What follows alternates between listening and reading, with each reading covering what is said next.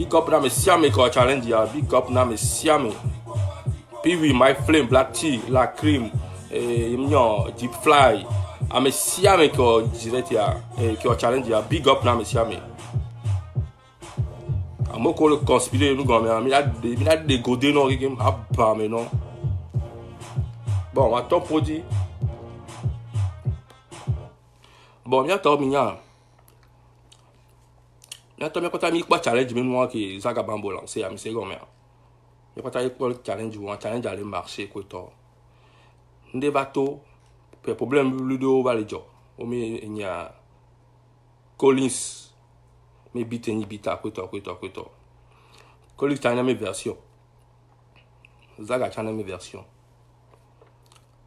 donc que y a ces versions vers quoi je me suis dit mais bon à mes chers deux raisons à 50% c'est comme ça voilà mi dit mais nous on est trop le Togo.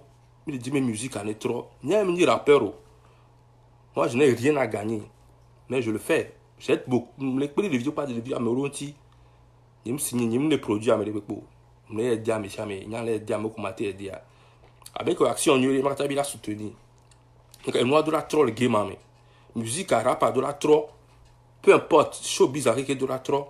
Donc, quand il y a mes sons barrés, à mes chamés. Peu importe le problème qu'il a mis à régler. Il y a tout le monde à maï. Donc, que nous on met colis kudo et nous un problème à Jordan. Na mi Zaga, nous te met au chalet, mi essaie de régler nous les nous mais nous bani nene. Mais essaie de régler nous. Du coup Zaga il pompe pas mais beau chon Zaga chon bon même chose né. Mon là nyem do colis mes numéro sur ma ki ngone. Wa mon là moi message de colis ça, le même Facebook dit va il ka dit me poko. C'est sûr ma moi message sur na gbo me répondre peut-être en peur. Tu vas régler la mia parce que plagiat mais nous c'est rien du tout et ni a rien chez nous peut-être que me détoirer mais il va rien mais nous à me copier parce que les viages tu vas bonne version là c'est c'est encore au régler nya c'est comme ça puis au Kana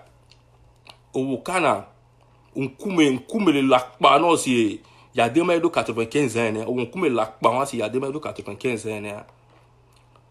On va publier les on va le conspirer. On va le conspirer les challenges moi nyame. On va les artistes. On va les artistes. Mais non, nke Zaga on mignon, mes propriétés intellectuelles Le dit à monter artiste contre challenge artiste a supprimer parce que on va enlever pas aujourd'hui mais supprimer mes challenges no the challenge tu as quoi worry challenge mais ça on ne peut pas challenge nous no classé challenge des violets underground vieux ou ban pour bimer non le colon de la paix pour bimer non le colon de la paix que challenge quoi challenge un cinq qui gagne Togo un cinq qui gagne Togo musique au le cadre vieux on va pour dire ma nuire hein a sorti tu as dos be a sévier rouveiller et fou le gars tiré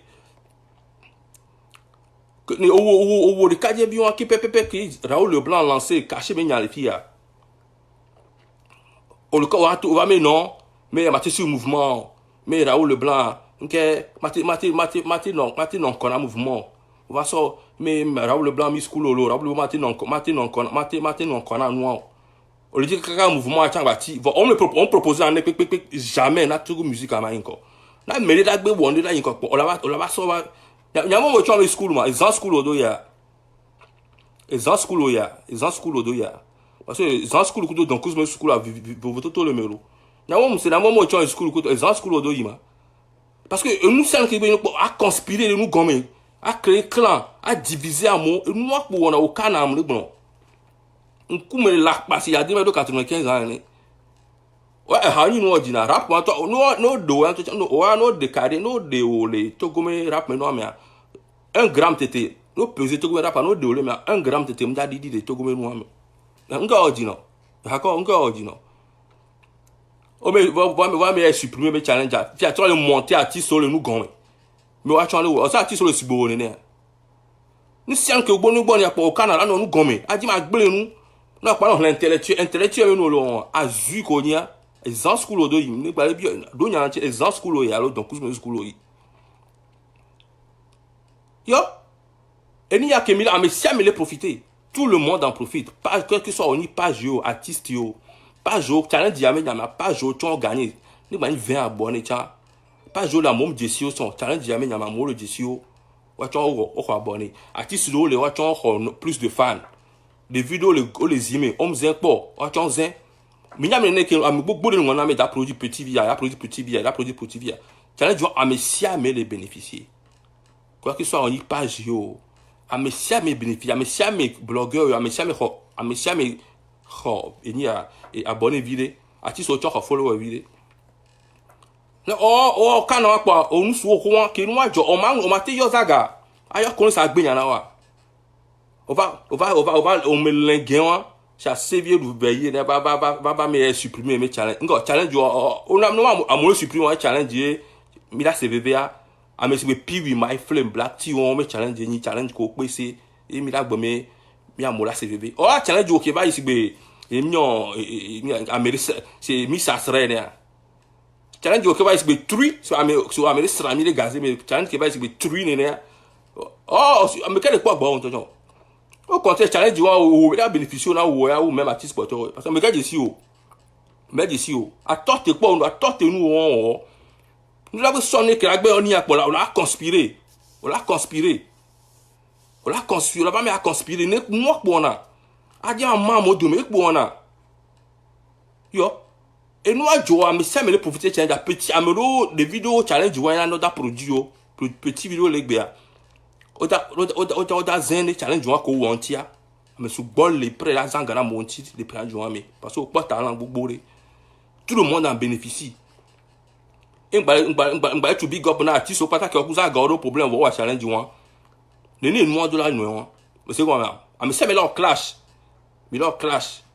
on est que quoi 2 jours 3 jours pour clash à pas ça recommence ça devient et nous c'est là gba quoi no me clash me no mo me ano khokhaya me awadiro clash le Facebook diare mo awadiro khokhaya me aleken o se comme no mo awo clash le Facebook diare on me aleken mo khokho adonia khokhaya me adire ke mi aleken mi abon pompo yo o se comme o kana torte po nu o se comme no me ati no showbiz me no me abou les filles avec no CCF me no me no nu le funu yo mo fo copé toto ni ma school ko yare ni ko fi on le school allez sans school ya yo pour va me va tu vas le monter à mo le nous gomme le monter mais le c'est nous qui le monter à mo le nous gomme le you artiste le you artiste mi nyana ngure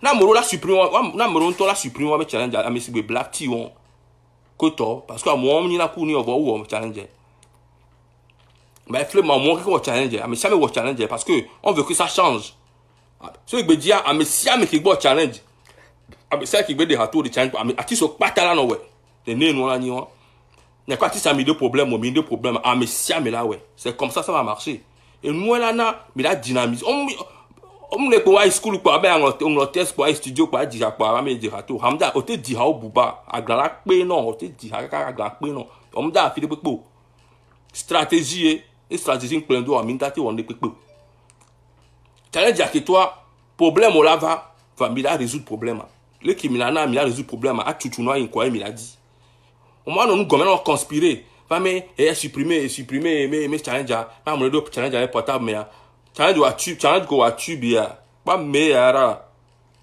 tubia nkumo sorti TV aso loop le don kusi ba save du veiller fou le genetine bo akpo de ko diro akpo de ko di ya valo me fun no npo le mo jan ke mo ku ore pa de titu an ku no mama ora nu gota me si le fun ha ba me no ka bli men ge o nu le pe wa onu so ho wa po ba me va le supprimer school va le supprimer no mi pour amo yo so go pour ça ga ni ta mi no d'accord ku ça ga le point de dio je lui ai blené ne boss mi no me commentaire quelqu'un que moi me de leur commentaire mais ne yo ni avoir régler problème moi c'est comme ça donc et yo connu ça beaucoup de pompo on a réglé nyawa et moi c'est rien du tout c'est comme moi me ne pepe o plagiat moi me ne pepe problème oui le a me si me nyamenare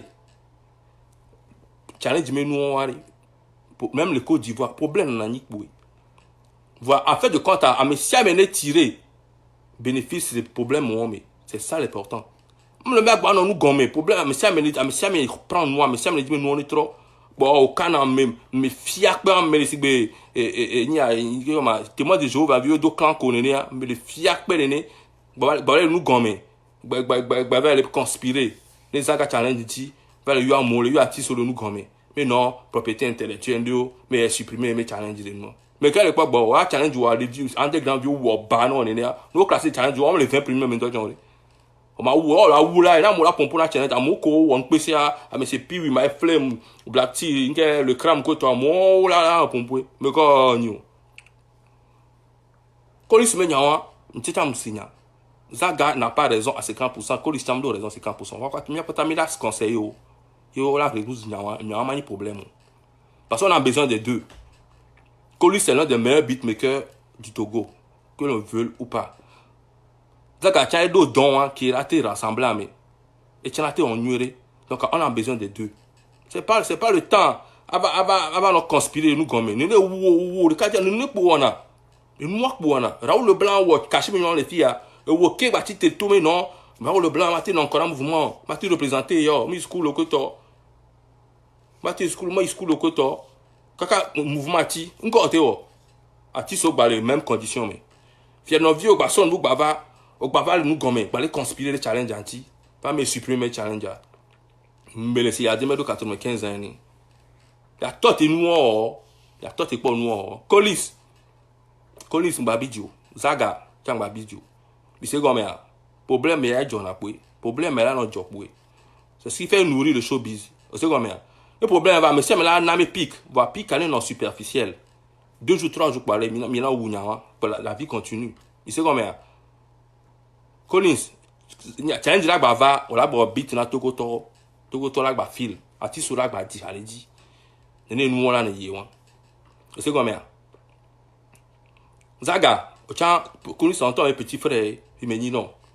Donc, mi unyawa le nous gomme. Il sait comment, mi ba nous am hia, to gon ba hia nous officiel. Il sait comment. To gon ba hia clash war c'est signé dans superficiel. On va se amener ou à driller, à do pata menene à mola le ken ko to. Non. Ya ti so ko na ngbo dume. Ana conspirer ko to wa mi tati po nous on ba le. Au canam le gbon. A servi nous veille. Au canam le bon chèque vivant ni le fond au rappeur ko ni chèque vivant on a été on m'dato récitat le carao école primaire le 40 chambre là dor amele on est à cola soutenir on va aller nous gomme mais ba me supprimer mes challenge ma mo supprimer wa challenge ale yo artiste nous gomme di ma comme ko a saboter challenge ko péton me nous les en school ya mo cho school ma lo me licence à l'onde ma lo master wa exam au master alors licence exam même school au master mon fort konya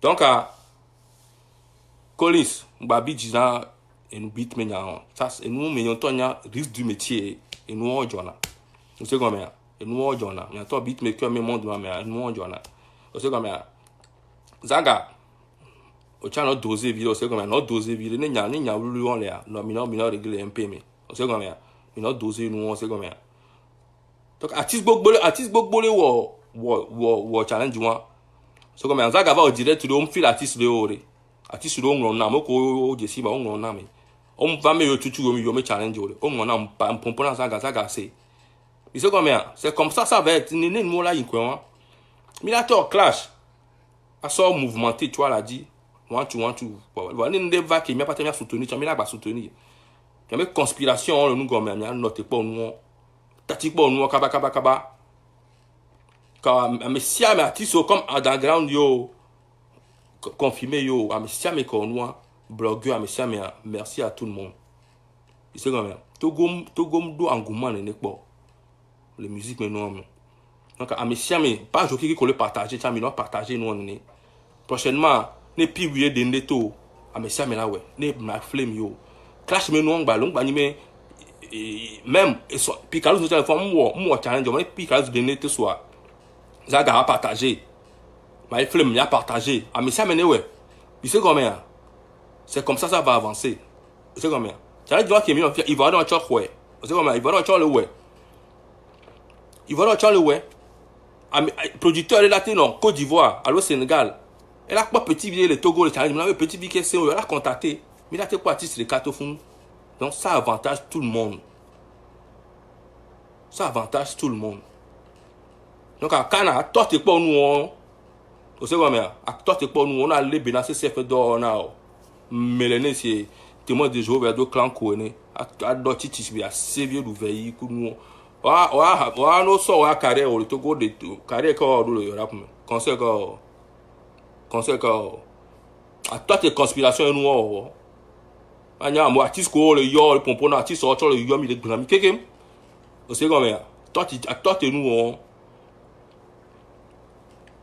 Donc bientôt unité que les gens fifia mais c'est comme ça. Unité c'est comme ça. Donc à Colis Kusaga bientôt ko passer mi so gberibe. Non mais beat men de kamate ba makati mama ya mami amo bitaki ko no. C'est comme ça. Beat men no mate mami amo. Colis beat l'un des meilleurs beatmakers de Togo, c'est comme ça. Donc à beat one de calm down peu. Tu as des centaines centaines de milliers de beats, c'est comme ça. Prochainement juste même il y a réglé. Saga. Moi j'aurais voulu même que mes challenge mais officiel qui ola toi Colis n'était pas là Colis ola non. Challenge à tout le monde et Saga challenge mais ha tout ko daba toi Colis ola no ha mi. Il a signé beat one qui n'encore mais ola on te participé na challenge officiel ola no mais c'est ça. Néné nous on la yéwa. Amérique pe qui est Canada Amérique même je suis Canada Amérique même je suis là Javi Mélène c'est il y a 95 ans là. À moi il a les mi faut bien mi de colonne de la paix. À moi tant que là Amérique là gba mi agba do zigidi. Agba do maman Togo mo hip hop pas mais quoi.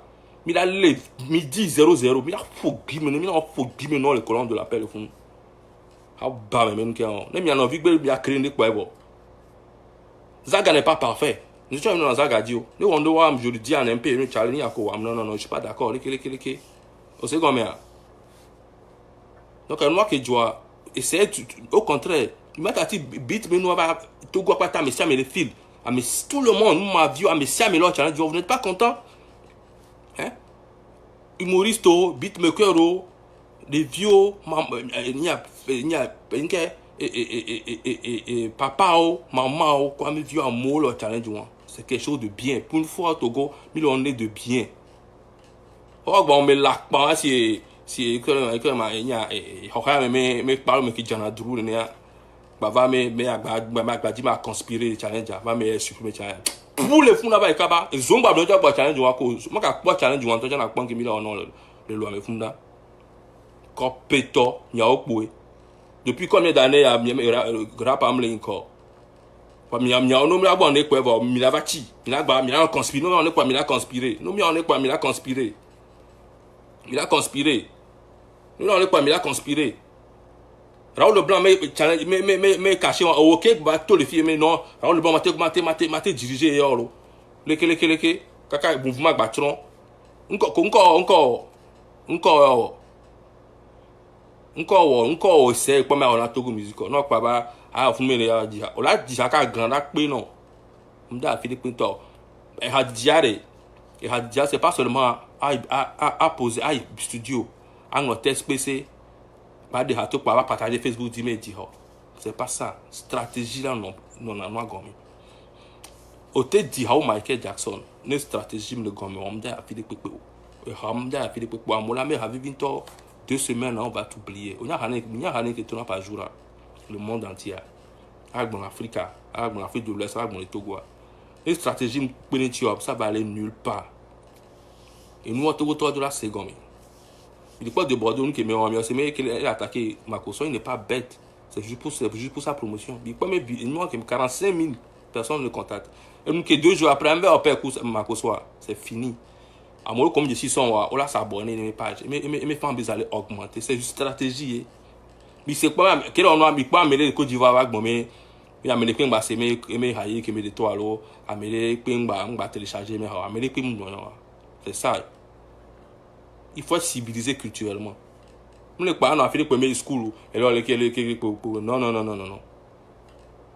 Donc, à Messiame. En tout cas, à moi, qu'on le conspirer, il y a même tout qui m'a publié, il y a même qui me laisse qui. Donc, à moi, qu'on t'a leur plan de l'embauche conspirer, mais attends, il y a quoi, il y a notre zérika. Il y a notre zérika. Sinon, il me laisse, il y a même, on m'a publié, il y a même encore des cas. Togo doit pas te la dire. Donc, à mec qui est leur cerveau, leur cerveau, forget cerveau à zérika. Donc, merci à tout le monde. Donc, big shout on happy with my flame. Papara, Black Tea. Underground View, big respect, ami. Je laisse me flow, c'est malade. C'est sûr, même artiste, on touche on les. On touche on le signal flow, on le worry. Petit vieux, non, chapeau underground. Gars, Togo aime dormir, Togo aime gars moulou, monsieur comme ça. Mais courage à vous, ça va aller. Il y a mes flow, on est très malade. Très malade. Ne touche on me laisse sauter, respect à vous. Artiste au patako, akuza gomme, le bien voir challenge. Bravo à vous, Charles. C'est comme ça va changer. C'est comme ça. Le problème là, l'ami blanc, il clash. Problème là. Et nous, on voit une superficielle. On va dire nous une conspiration. À ce que nous vivons. Non. Mais on clash. Fan la file, amour la file. Pas jour la file, amour la partager. 2 jours, 3 jours, une semaine quoi. Peine de travail, on avance. Donc c'est ça.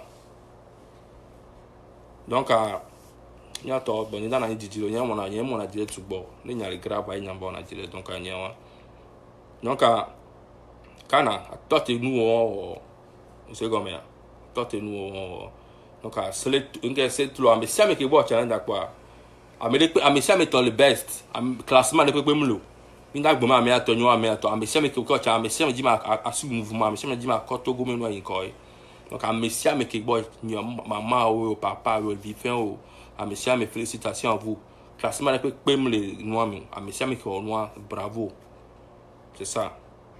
Donc, ciao à vous.